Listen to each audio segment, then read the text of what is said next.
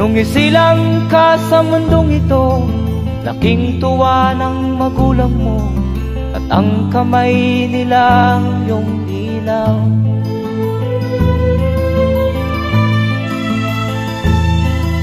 At ang nanay at tatay mo'y di malaman ang gagawin, namasdan pati pagtulog mo.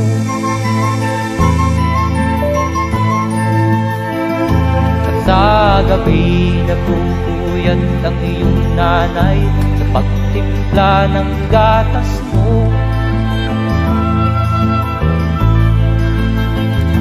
At sa umaga na may kalong ka ng iyong amang tuwang-tuwa sa'yo.